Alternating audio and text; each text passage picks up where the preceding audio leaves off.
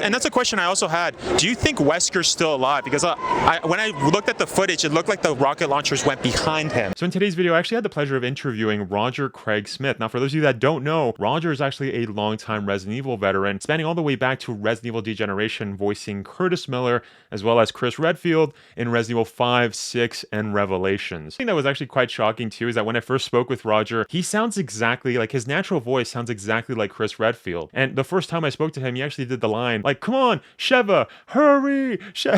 He was doing that. So I don't know what it is, but this is the second time I've actually spoken to a Chris Redfield, and I'm sensing a pattern here. Every Chris Redfield that I've met, all of them are hilarious. But in today's interview, I actually asked Roger about his thoughts on Wesker's supposed death, and what he said was very interesting. Another thing I should also mention is let me know if you guys want me to do more IRL interviews. Let me know by leaving a like and subscribing. But anyways, let's get started with the interview.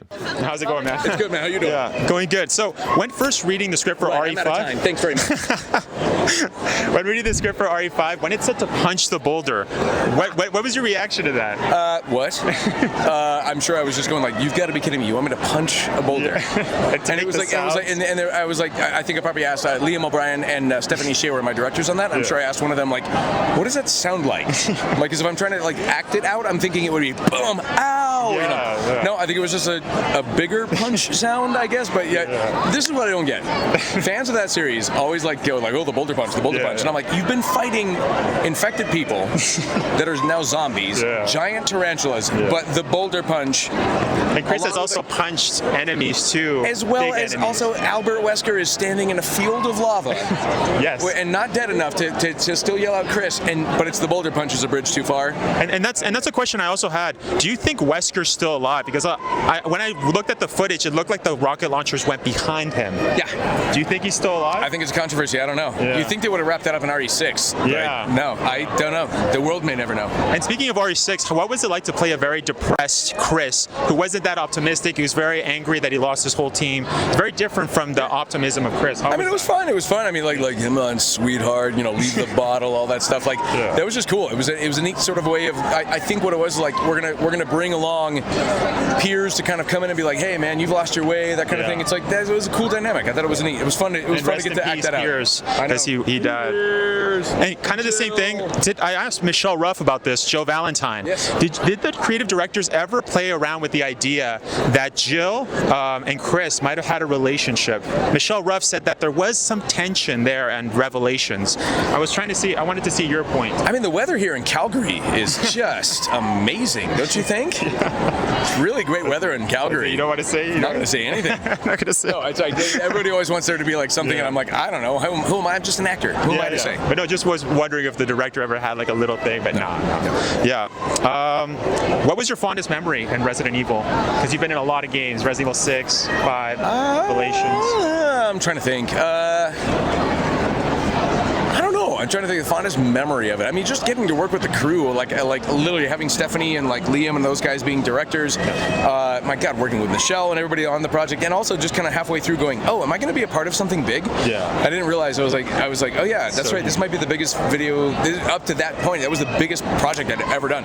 Yeah. And I remember like asking Liam, I was like, "Resident Evil's a thing, right?" And he goes, "Yeah, it's a thing." And I'm like, "So this will be a game with a lot of attention?" And he's like, "Yeah, man.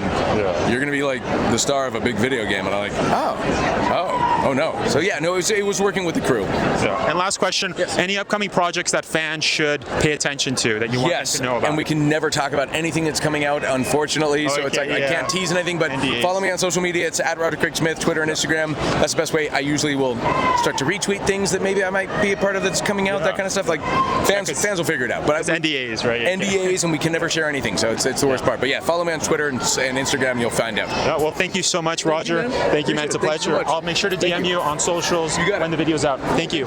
So learning that I actually wasn't the only one that still thinks that Wesker is alive and kicking was actually super interesting. I also thought it was very cool to see that Roger also shared the same point that I had, as you guys are probably well aware, but the point that Wesker didn't disintegrate in lava. And I also mentioned as well to him that the rocket launchers kind of passed his head. You guys already know my thoughts on that. Another thing that I should also mention as well that you can't see in the video is that in front of us, there's actually a huge lineup of people. So we did did the interview in front of everyone, and they gave me a maximum of 2 minutes since Roger was super busy. During his whole time in Calgary Expo, from Thursday all the way to Sunday, he was actually one of the actors' lines that were super packed. Like, it didn't die down. In fact, when I went to go and approach him to do the interview at his booth, his line was half full, but it quickly filled up again. And that's why, you know, his assistants did tell me that I only had 2 minutes. We did stretch it to 3 minutes, but obviously I did tell them, like, hey, if you guys want to cut it, just let me know and we'll cut it. But yeah, they were super kind. So huge shout out to Ashley, who's Roger Craig's assistant. She was super cool to speak to. But in any case, if you guys enjoyed this video, make sure to click this one right here where we actually talked to Jill Valentine's voice actor, Michelle Ruff, about Jill and Chris's relationship status in Revelations. Anyways, I hope you guys enjoyed the video.